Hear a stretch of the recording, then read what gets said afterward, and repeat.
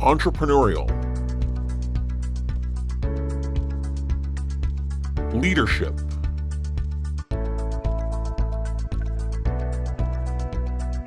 intellectual.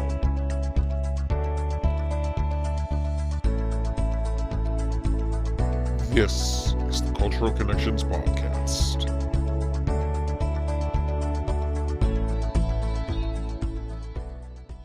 And good morning, everyone. I'm Brian Ives, and I am the producer and the host of the Cultural Connections podcast. Before I introduce our guest today, I want to remind all of our viewers watching at home that we are recording this episode live to YouTube on Friday, April 11th, 2025. On YouTube, as I just said. So therefore, if you have a question you would like asked today during our live broadcast, please feel free to comment the question below, and we will do our best to answer those questions for you live here on the broadcast. As many of you know, if you have been a loyal watcher to the Cultural Connections podcast over the last 5 years, since we started this podcast in October 2020, from time to time, we always go back and focus in on local issues to where we broadcast from Newton, Massachusetts. Today on the podcast, we're going to be talking about what's next for Newton, Massachusetts, and we are joined by a candidate for mayor, Marc Laredo. Thank you so much for joining me today. Oh, Brian, thank you for having me. It's a pleasure to be here and look forward to having our conversation. Thank you again. Now, I'll let Marc introduce himself a little bit further, but with his background here, he is pretty well fauceted to Newton, being the current president of the Newton City Council, and has had a whole host of different positions around and doing work throughout the city. So he has quite the experience under his belt. I'll let you go a little bit further, introducing yourself, and then we'll dive deep into what's next for Newton. Sure, I'll just give you a little bit of background about who I am and what my experience is, why I'm running to be the next mayor of Newton. I grew up here in Newton. I went to Cabot, Bigelow, and Newton North High School, as did my younger brother and sister. Our parents were immigrants. My dad left Nazi Germany in 1938. My mom was a concentration camp survivor, left in 1948. And they really instilled in us three pretty basic principles: hard work, education. Education was really the key to success, and a strong belief in democracy and public service. After growing up here, I went to Cornell, where I met my wife, who's from the distant town of Milton, and then went on to the University of Pennsylvania Law School.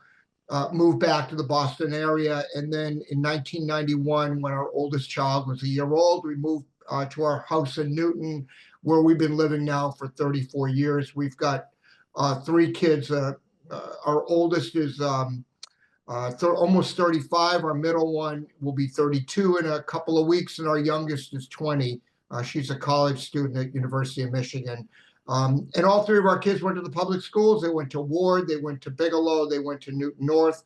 Our daughter-in-law went to Cabot Day and Newton North. So we've been really connected with the community. And I've been very fortunate to have served in political office in Newton for over 20 years. I served in the school committee for 8 years, including as chair. It was term limited out, took a couple of years off, and then ran for the city council. I'm in my 14th year on the city council now. I've chaired the land use committee on the council and now serve as the council president. In my day job, I'm co-founder of a law firm in Boston, and I've been practicing law for 40 years. So while I have extensive political experience here in the city, I also have a lifetime of private sector work, and I understand exactly what that's like. So I'm running because I think this is a great community, and I am determined to make it even better. I want to work very hard to bring people together. I think that's critical. And we have a lot of great talent in this community. I want to take advantage of that. We also have challenges, like every community does, and I want to work very hard to address those challenges. So with that, a little bit who I am, Brian. Well, that's fantastic, and we're going to get into some of these all these different issues in just a few minutes. But I think what I want to first start off with is Why now? Why what made the choice to think now is the right time to run for mayor of Newton? What made to think that this was the right Well, you start with whether it's the right time in your personal life or not. Being mayor's an all-consuming job. I'll give up my law practice if I'm elected. That's required under the city charter. On a personal perspective, our youngest, as I said, is in college. Our older two are launched. It's the right time for me on a personal level. I have the time to be out there nights, weekends, and not take away from family time with the kids. So that is number one. Number two, I've been doing this for a long time, practicing law. So financially, this will work for me. And that's obviously a consideration for people depending on where they are in life. So on a personal level, this is really a good time for me to do this. It's something I've always thought of doing. I think I love local government. I love the impact that you can have on people. And I really think I am the right person at the right time in this city, given everything that's going on, because of my lived experience, because of my political experience, because of my work experience. I'm the right person to help lead us uh, Yeah. for the next 4 years. And I think overcome whatever challenges we have and bring us to a better place. Absolutely. I think that's great.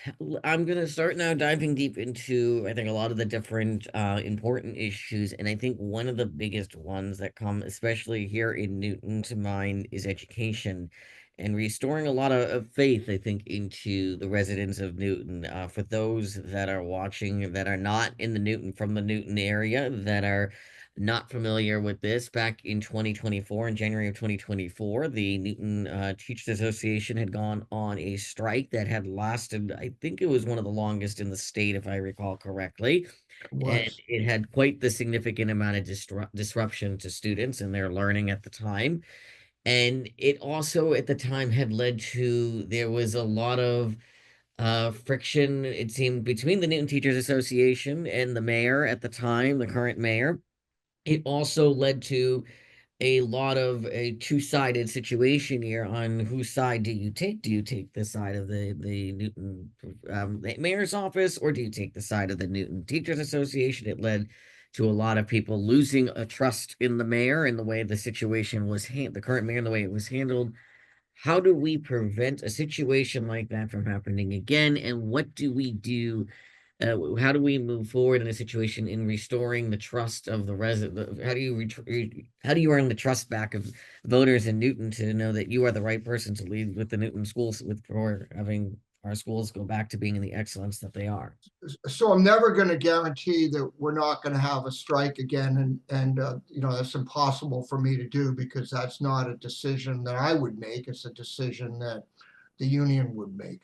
But let me just share with you my philosophy in education and why I think it's so important. It's my number one issue, and I tell that to people repeatedly. And the reason for that is really threefold. One, people, we have an obligation to provide a great education for our kids. It's 65% of our budget, which is an enormous percentage of the overall city budget.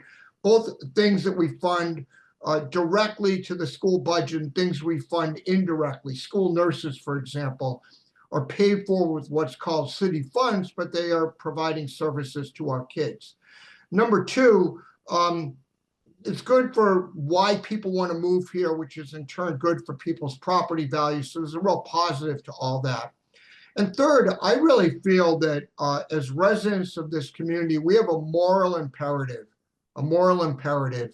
to provide a top-notch education to our children. Whether or not we currently have kids in the public schools, that's our obligation as residents of Newton. It's our obligation as residents, Commonwealth of Massachusetts, it's our obligation as residents of the United States of America.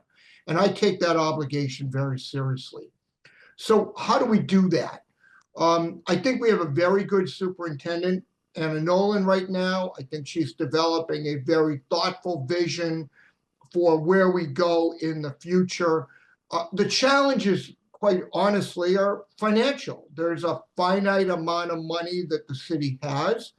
We operate under the restrictions of Proposition 2.5, which limits our ability to raise taxes without special approval of the voters, approval that, by the way, is very hard to get.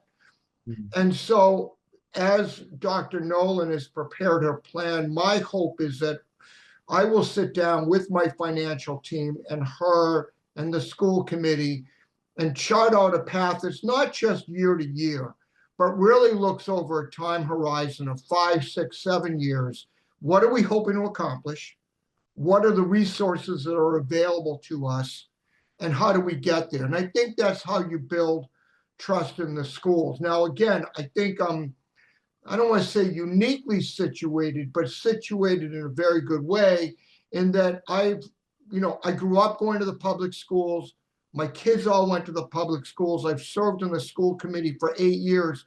So I really have what I consider an in-depth personal and overview knowledge of our school system. And I believe strongly in talking to everybody, whether it's union leadership, union membership, concerned parents. Part of the mayor's job is to be open, available, and most importantly, listen. And I've been doing that on the campaign trail, and I fully intend to continue that if I'm elected mayor.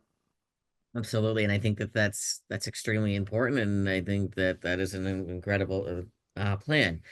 Before I go further, I do want to just remind our viewers at home that if you are just tuning in with us today, you are listening or watching live to the Cultural Connections podcast. We are live on Friday, April 11th, 2025, and we're talking about what's next for Newton, Massachusetts, with candidate for mayor and current president of the Newton City Council, Marc Laredo. Thank you again for being here with us today. My next question then. So if you have a question you'd like to answer, please feel free to comment below.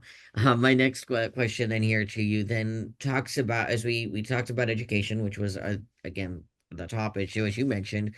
It now talks about, and this is something as well that has been big to the city, and that's around the infrastructure of our streets and sidewalks around Newton. And I think we have, over the years, have made progress in this direction and trying to find ways to really work hard to fix our streets, fix our sidewalks. Obviously, we are in New England, so there's the inevitable of how things are going to have, what's going to happen with our streets and our sidewalks over the winter. But what is your plan for tackling a lot of the issues that still exist with our streets and sidewalks that have not yet been addressed? What is your plan for addressing those issues? So a great question. And just the other night in our Public Facilities Committee at the City Council, we heard a presentation of where we are with our street and sidewalk improvements and what the plan is going forward. So there's some good news and there's some less good news. The good news is I think we've made some considerable progress over the last 10 years or so in seeing an improvement in what's called PCI, Pavement Condition Index. It's how you measure the condition of streets. Very important way of looking at streets uniformly across the city and figuring out where they are in the rankings. Number two, I think our Department of Public Works is doing a very good job of taking steps to prolong the life of repair work that we do, because the data shows that if you do a lot of small dollar repair work over 4 or 5 years, every 4 or 5 years on a recently repaved road, you preserve that road for much longer, avoid the sharp deterioration that you sometimes get. Sharp deterioration turn that requires then a much more costly work to get the road back up to where it should be. The not so good news is while we've made progress, there's still a pretty long way to go. And it's not clear right now what our funding will be like in order to continue that level of progress. And it's not okay for me to just say, we'll continue where we are. I mean, that's better than we were, but again, lots of folks will tell you, my street is full of potholes. I can't drive down it properly. The street's got lots of cracks. We need to have better roads. And you go to a neighboring community and they seem to do better. So a lot of it's money. A lot of it's going to be dependent on what the state funding is like. And I think, frankly, over the next few years, given what's going on in Washington, that state funding is going to be difficult. So it's a challenge. And I'll also be working very closely with our leaders in Department of Public Works to really make sure that we're doing everything we can to maximize the dollars that we're spending to continue to improve our roads and sidewalks. Oh, I think that's great. And we're gonna jump forward to the really talking more about, we touched on one thing, which was again about in the with the work working all the way from a state level to up to a federal level. And right now, as it is known, obviously, it is working down our way to Washington. It is going to be a very difficult next 4 years. One of those things, obviously, that is something that we've seen, especially from what's been in the media, with the current federal administration on climate change. Now, obviously, local, we can make our difference here in the city of Newton, but when it comes down to a federal level and what the current federal administration in the White House is going to do, that's a different story. And I guess my question to you is, how do you what is your plan to tackling on climate change, and with the thought of knowing that there might be roadblocks with what the federal government thinks, how do you try to move forward with a climate friendly agenda? So I think taking steps at the local level to address climate change is something actually we've been doing well in the city of Yeah.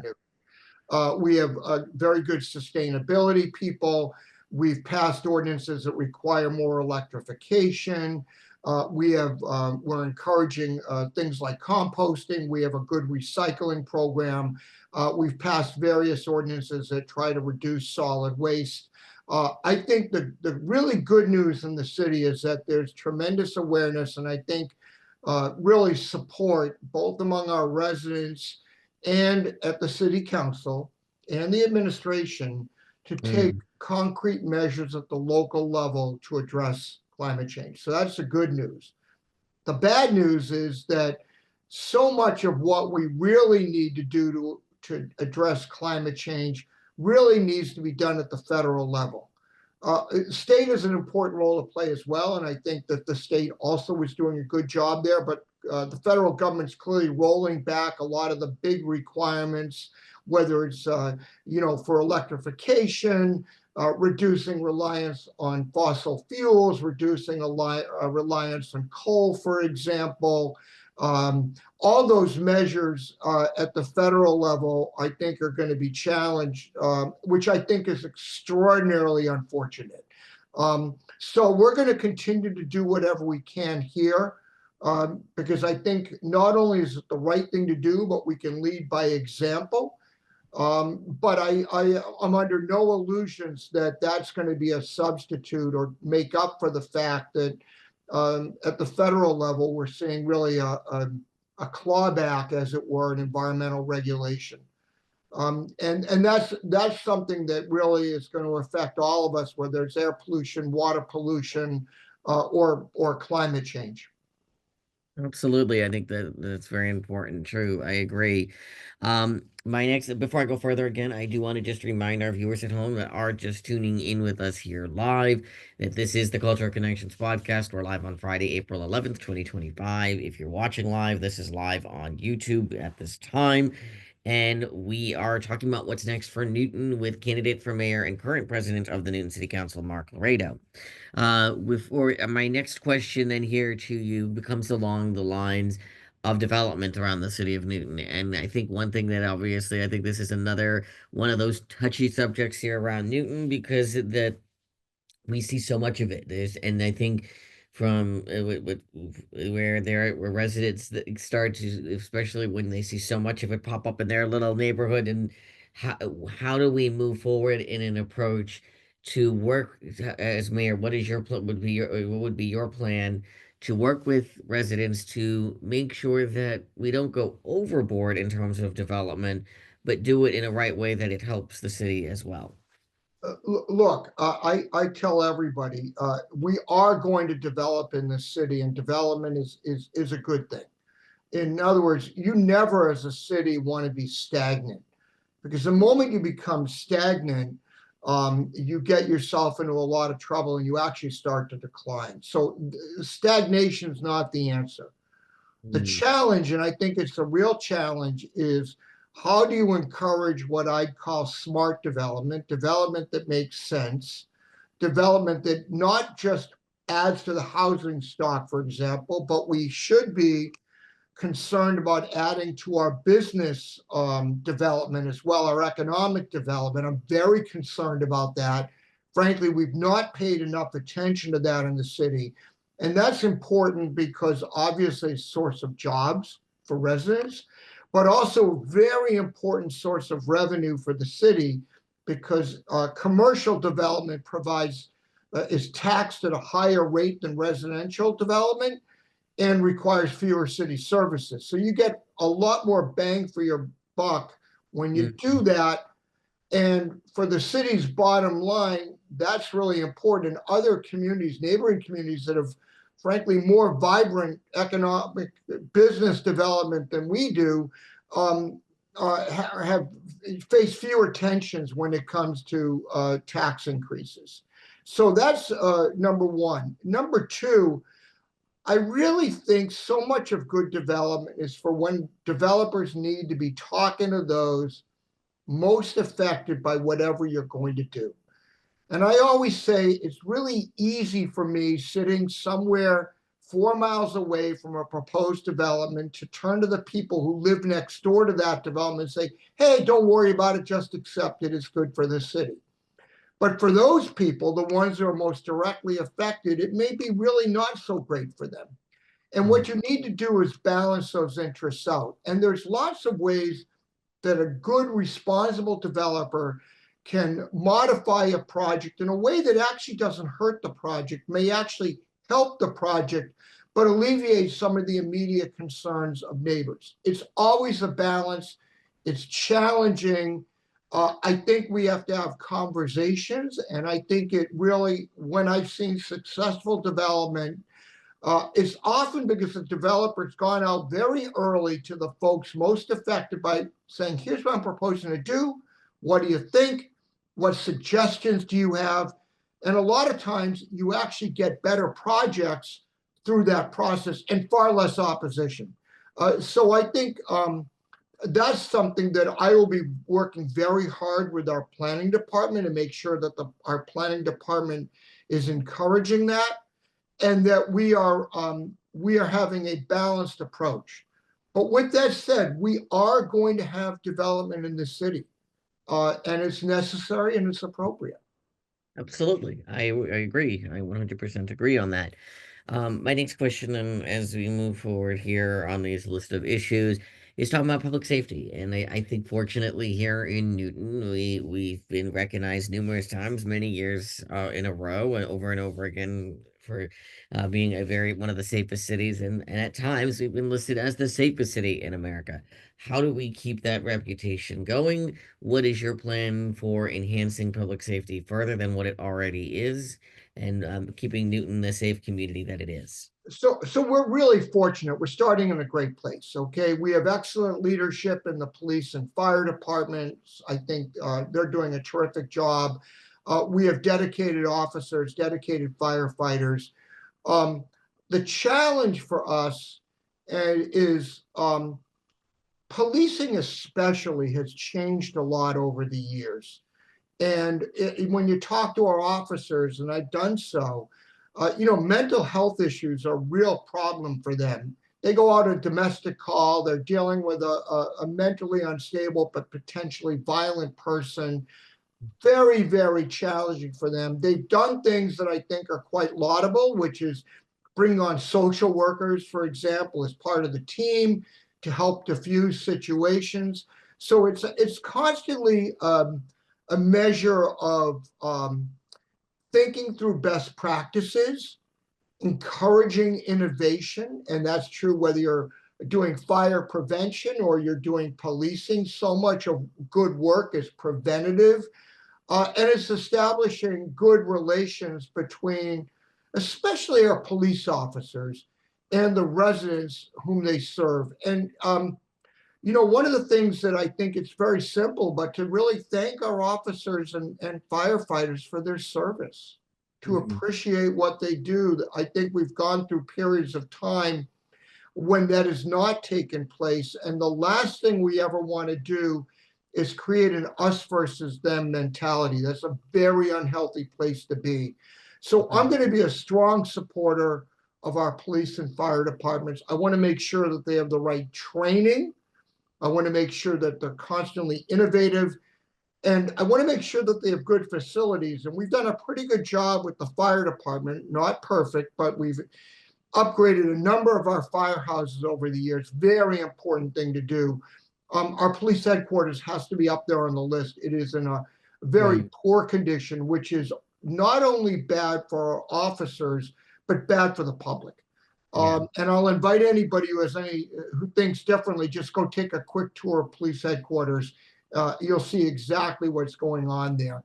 And you'll understand the need for doing some serious work to improve it. Absolutely. No, I hear what you're saying, definitely.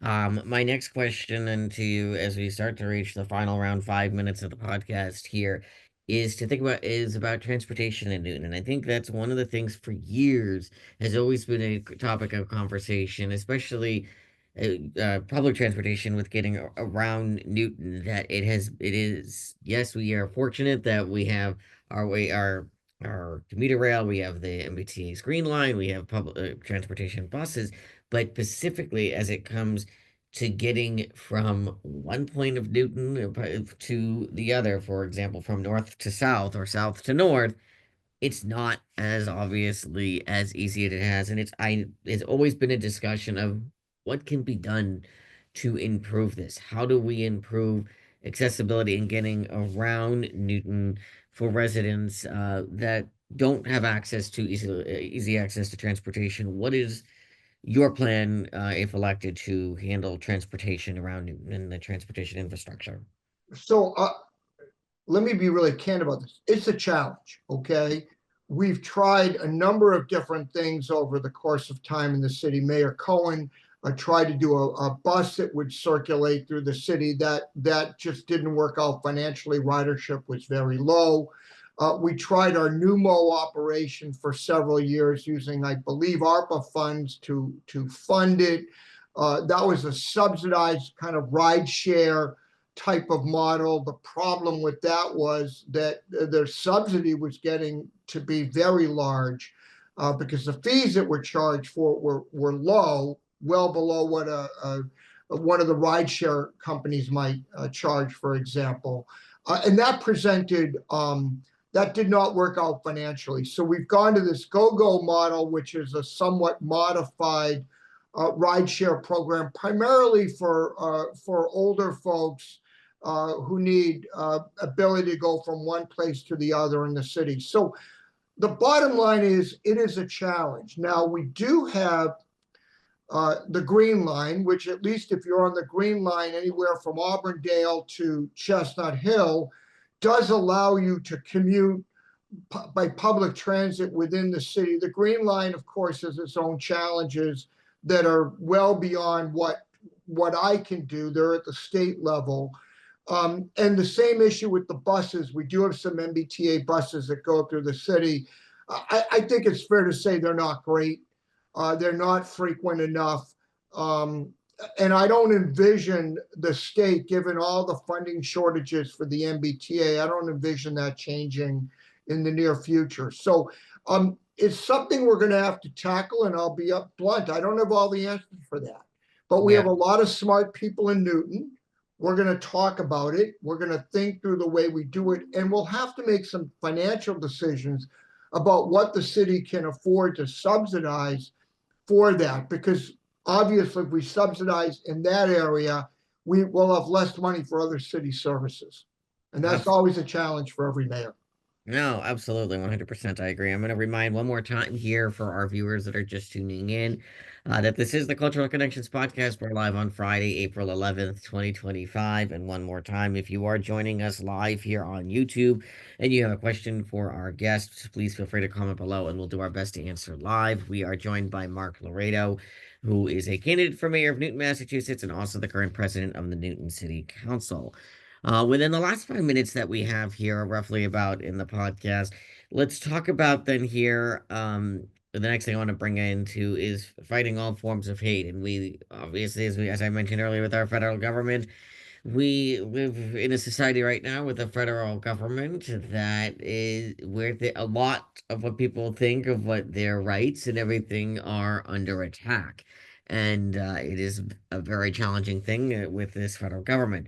If you are elected mayor, what is your plan of action for fighting all sorts of hate? Living here in Newton, we live in a diverse community with all sorts of large groups of of a different population. How do you handle that and bringing people together? So first of all, let me be crystal clear. Hate and discrimination has zero place in our community, Mm, period. Um, that one is less about passing city ordinances and much more about, I think, the moral pulpit you have as mayor and ensuring that our schools are places where every single child feels safe and secure.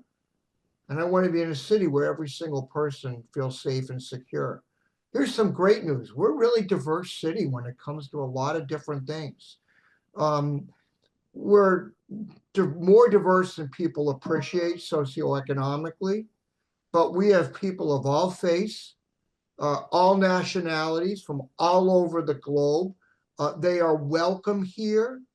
We are a welcoming city. I think we are a far better city because we're a welcoming city. As someone who's Jewish, mm, I take issues of anti-Semitism particularly to heart. Their anti-Semitism is just absolutely unacceptable. But there's also other forms of hate that are also completely unacceptable.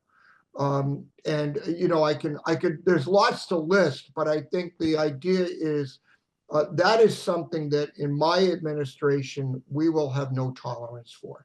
And again, the most important thing we can do is both in the schools and in the city at large, that everybody in this city feels safe and feels secure.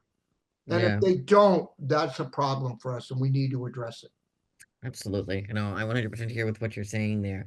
My last question as we start to wrap up. I think what I'd like to I think we talked about this more towards the beginning, but if you were elected mayor, what would be the first and foremost thing that you would tackle on day one being elected? If you were elected mayor of Newton, what would be that first issue that you would first tackle on? So the first challenge I'll have if I'm elected is to make sure that I have a really strong team in place at City Hall. And I hope that if I'm elected, that will be done in large part before I take office, but I don't think you necessarily get all of that done. But being mayor, you don't do it alone. Yeah. You cannot do it alone. And so it's critical that I have a strong, talented team. And I don't want, and I say this repeatedly, I don't want people who just agree with me all the time and nod their heads and say yes. I want people who are willing to offer different points of view, different perspectives. I think that's really critical because if I have the team in place, then we can start implementing some of the policies about whether it's improving our schools, improving our roads and sidewalks, continuing to address climate change, supporting public safety. Those are the things you need to do, but you can only do that with a team. That's number one. Number two, during the campaign, I've been talking to groups all over the city. That is extraordinarily valuable. Mm, Why? Because a good part of the job as mayor is listening. What are people's concerns? Not just telling them what I think, what are people's concerns. And so in my first few months in office in particular, I want to focus that, and I want my team to focus on that. I want my team out there thinking really long and hard. What are the issues that our residents are concerned about? Then we're going to come up with some very concrete plans to address concerns, but plans are only good if you actually deliver. And Yeah. so my views, very strong views, are you do need to plan. Planning is important, but at the end of the day, you got to deliver. You got to execute. And we're going to do that. And we're going to do that, and we're going to do that collectively. We're going to do that as a team, and that's how you function best. Absolutely. I think that's great. I think that's extremely important. I think that's a really good plan. I can't believe to the fact that we have already reached here through to the end of our podcast. For our viewers, I'll just quickly ask, so before we go in, before I wrap up, can you share your campaign website for our viewers that would be interested in learning a little bit more about you and about the issues that matter most to you? Sure. The campaign website is www.laredo, Laredo, for Newton, NEWTON.com. I hope you'll go there. You'll read a lot more about me. You'll see videos, you'll see newsletters, you'll see my positions on a variety of issues. One last thing, Election Day is November 4th, Yes. 2025. And I'm going to ask for your vote. Thank you very much. Definitely, 100%. So that link will be in the description of all of the platforms where you access this podcast. So if you don't remember that, don't worry, you'll be able to find that in the description. Thank you so much for taking the time for joining me today. And I invite our viewers, if you did have a question that you did not get answered, please feel free to reach out to me directly and we'll do our best to get your question answered for you. If you have comments or you have suggestions also for future episodes, please feel free to reach out to me via email at brianives@gmail.com. That's BRIANIV as in Victor ES @gmail.com. And we invite you to, as I just said, share future ideas. Check out our previous episodes of our podcast. If you haven't had the chance to check out our last episode beforehand, I invite you to go check that out as well. And I want to again thank everyone for tuning in with us today. I'm Brian Ons. I am the producer and the host of the Cultural Connections podcast. Thanks for watching, and we will see you again next time. Thank you again for watching this episode of the Cultural Connections podcast. For more information on today's episode, be sure to check out our social media pages on Facebook, Twitter, and Instagram. You can also watch this episode again in its entirety on our YouTube channel. This podcast is also available on listening platforms Spotify, Apple Podcasts, Google Podcasts, Pocket Casts, Breaker, Radio Public, and New TV. Thanks again for watching this episode of the Cultural Connections podcast.